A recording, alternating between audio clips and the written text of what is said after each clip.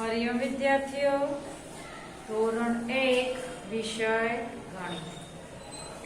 गणित में आपणे प्रकरण 11 જોઈએ છીએ સંખ્યાઓ। અત્યાર સુધી 51 થી 60 અંકમાં અને શબ્દોમાં શીખ્યા, એનું સંખ્યા જ્ઞાન પણ શીખ્યા। હવે આપણે 61 થી 70 અંકમાં અને શબ્દમાં લખીશું। 61 થી 70 અંક અને શબ્દમાં લખો।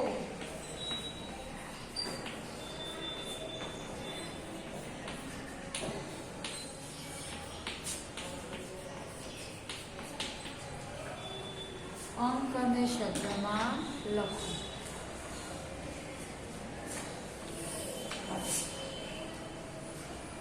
છગર એકર 61 છગર એકર 61 છગર બગડ 62 छगड़ बगड़ 62 छगड़ प्रगड़ 63 छगड़ तगड़ 63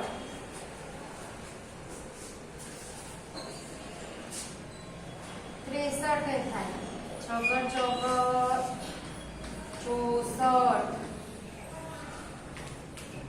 छगड़ पांचड़ 65 छगड़ पांचड़ 65 બે છગડે 66 બે છગડે 66 છગડ સાતર 67 छगड़ सातर 67 छगड़ आठर 68 छगड़ नव 69 छगड़ नव 69 सातरे 70 અહીંયા તમને કદાચ મોબાઈલમાં નીચે ન આવે એટલે મેં સાઈડમાં લખ્યું છે, તમારે તો નીચે જ લખવાનું છે।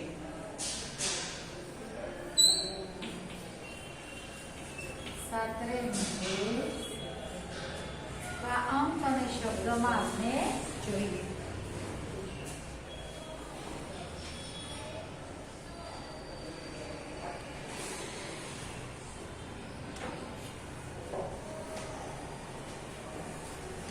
આપણે 61 થી 70 ની સંખ્યા હવે જોઈએ। 61 થી 70 એમાં આપણે આની પહેલા જોયું કે 50 માં 1 ઉમેરીએ એટલે 51 થાય, એમ 50 માં 10 ઉમેરીએ તો 60 થાય, 50 માં 10 ઉમેરીએ તો કેટલા થાય 60, કેટલા થશે 60, 50 માં 10 ઉમેરો તો 60।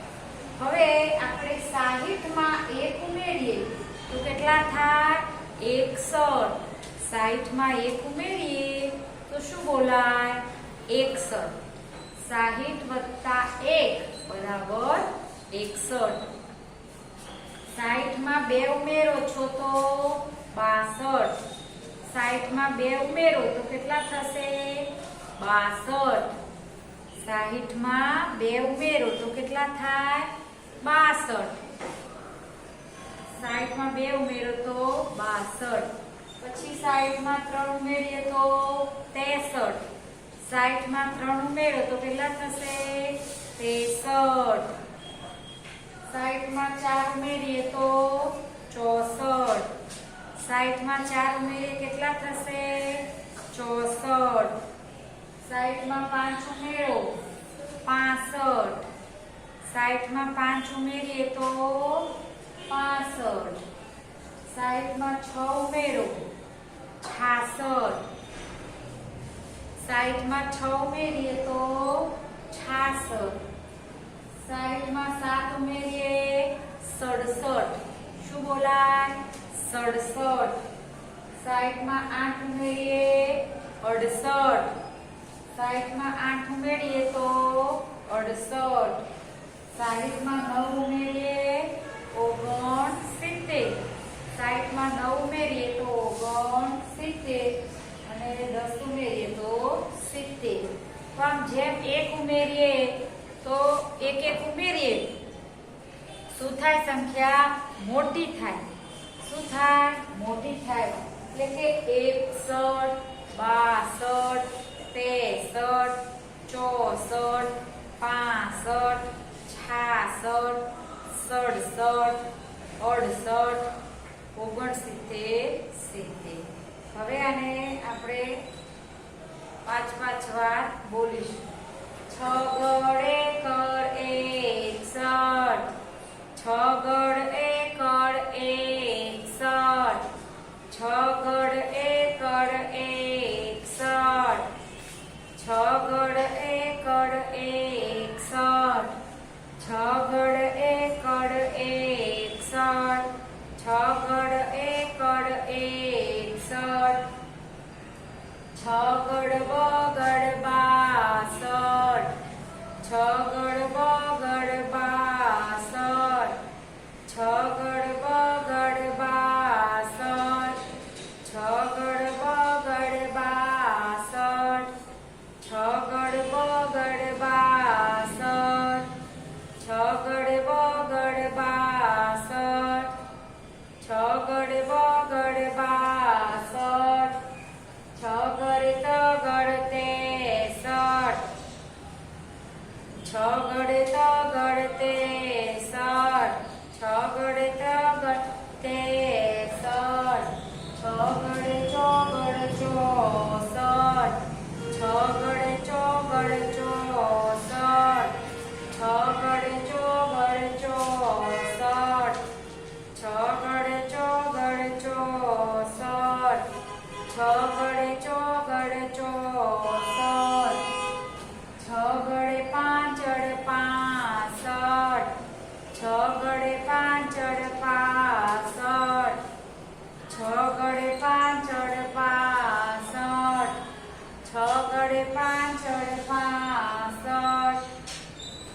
6 ગળે પાંચડ 65 6 ગળે પાંચડ 65 6 ગળે પાંચડ 65 6 ગળે પાંચડ 65 6 ગળે પાંચડ 65 6 ગળે પાંચડ 65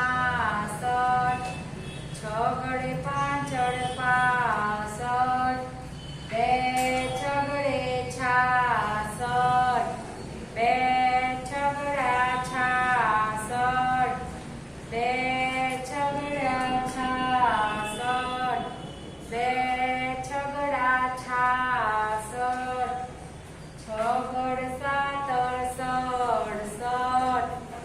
છગડ સાતર 67 છગડ સાતર 67 છગડ સાતર 67 છગડ સાતર 67 છગડ સાતર 67 છગડે આઠડ 68 છગડે આઠડ 68 છગડે આઠડ 68 છગડે આઠડ 68 છગડે આઠડ 68 છગડે નવડ 69 છગડે નવડ 69 છગડે નવડ 69 સાતડી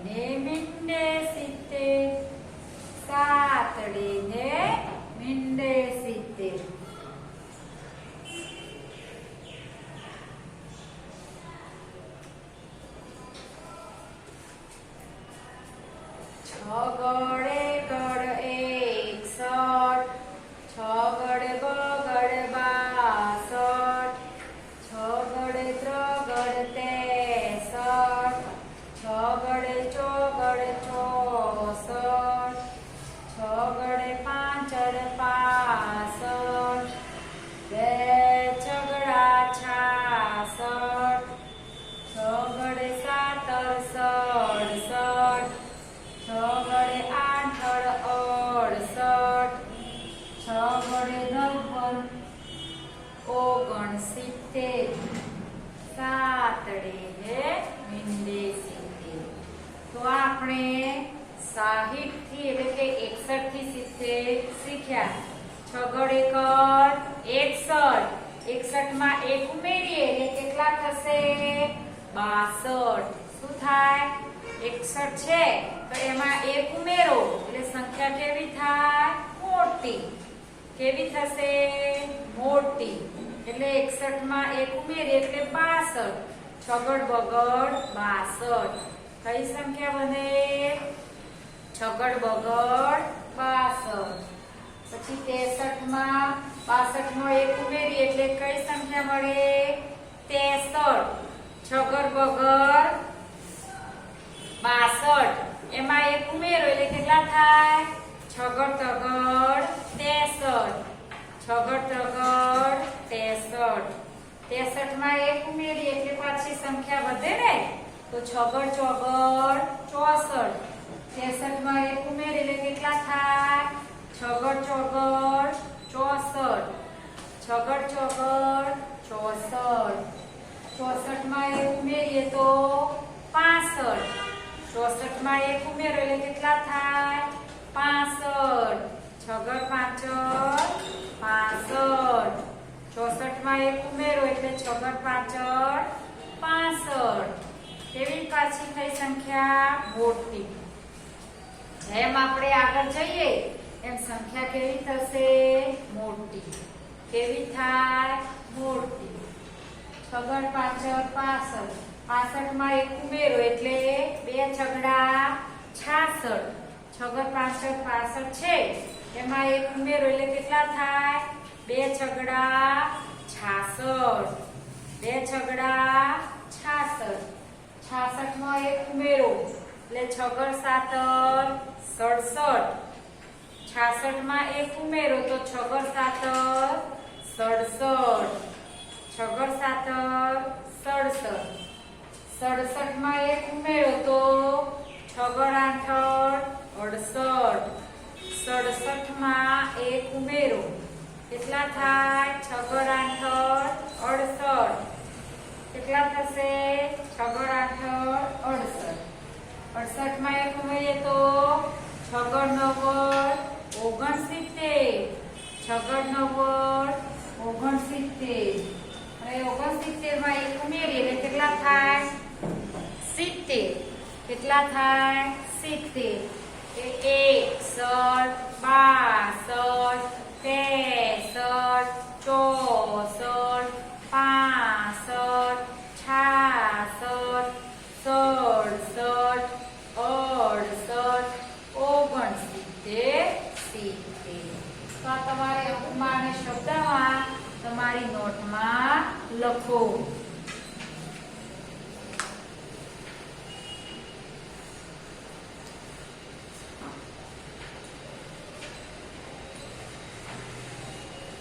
અંક બોલો અને લખવાનું. બોલતા જવાનું ને લખતા જવાનું. કારણ કે આપણે વર્કશીટમાં લખીએ કે યુનિટ ટેસ્ટમાં લખીએ તો આપણને હવે 1 થી 70 સુધી 40 સંખ્યા તો આપણે અંકમાં અને શબ્દમાં ત્યાં સુધી લખતા આવડતી હોવી જોઈએ. તો બોલતા જાવ ને લખતા જાવ. હવે આપણે લખીશું ઊંધા અંક.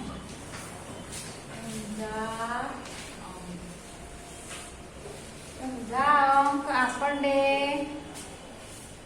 આવડે બરોબર. આપણે 61, 62, 63, 64 એ કયો ક્રમ થયો ભાઈ? ચડતો ક્રમ. કયો થયો? ચડતો ક્રમ બરોબર. અંકની સાથે આપણે એની સંખ્યાનું પણ આપણને જ્ઞાન હોવું જોઈએ. સંખ્યા એટલે 60 માં કેટલા ઉમેરીએ તો 61 થાય. તો 60 માં 1 ઉમેરીએ તો કેટલા થાય 61. 60 માં 2 ઉમેરો તો 62. 60 માં 3 ઉમેરો 63. 60 માં 4 ઉમેરો 64. 60 માં 5 ઉમેરો 65. 60 માં 6 ઉમેરો 66. 60 માં 7 ઉમેરો 67. 60 માં 8 ઉમેરો 68. 60 માં 9 ઉમેરો 69 અને 10 ઉમેરીએ તો 70. એ કયો ક્રમ થયો આપણો? ચડતો ક્રમ. કયો થયો? ચડતો ક્રમ.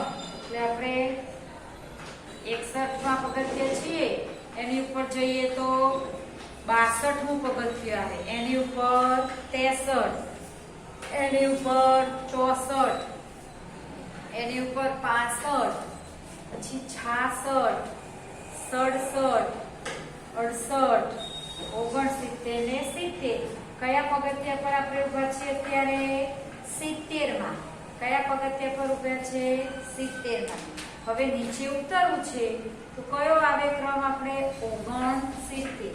આપણે 70 માં પગથિયે ઉભા છીએ તો 70. હવે ઉતરતો ક્રમ આપણે લખવો છે તો 70 માં પગથિયે તમે ઉભા છો. હવે નીચે ઉતરો, બરોબર? આ નીચે ઉતરીએ આપણે.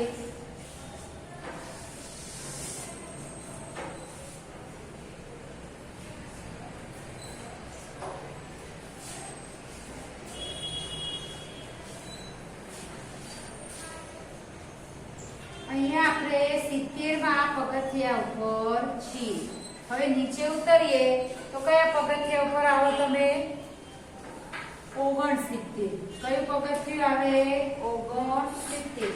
તો કઈ સંખ્યા આવે 70 ની પહેલાની સંખ્યા? 69. 70 ની પહેલા કઈ સંખ્યા હશે? 69. હવે 69 માં પરથી નીચે આવો તો કેટલા થાય? 68. કેટલા થાય? 68. તો કયો ક્રમ આવશે અહીંયા? 68.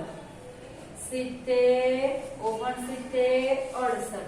હવે 68 માં પરથી પાછા નીચે પગથિયે પર મૂકો તો કયો આવે? 6 7 67, 70, 69, 68, 67. હવે 67 માં પગથિયે આપણે આવ્યા. પાછા નીચે ઉતરો છો તો 67 માં પરથી કયા પગથિયે આવ્યા? 66. કયા પગથિયે આવ્યા? 66.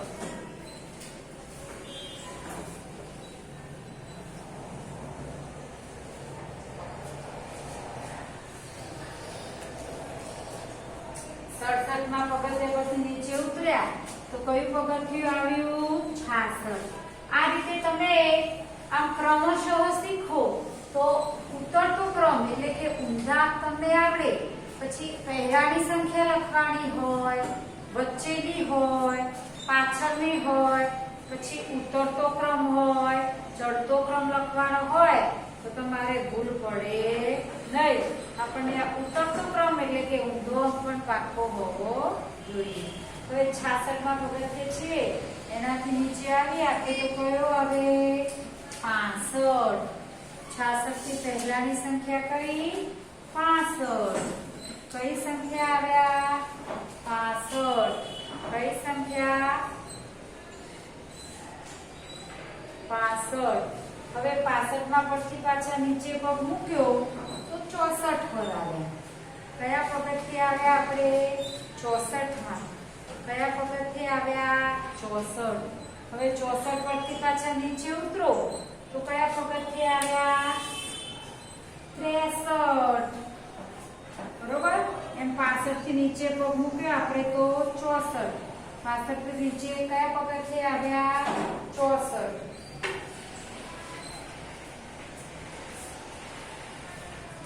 હવે 64 પરથી તમે નીચે પગ મૂક્યો તો 63.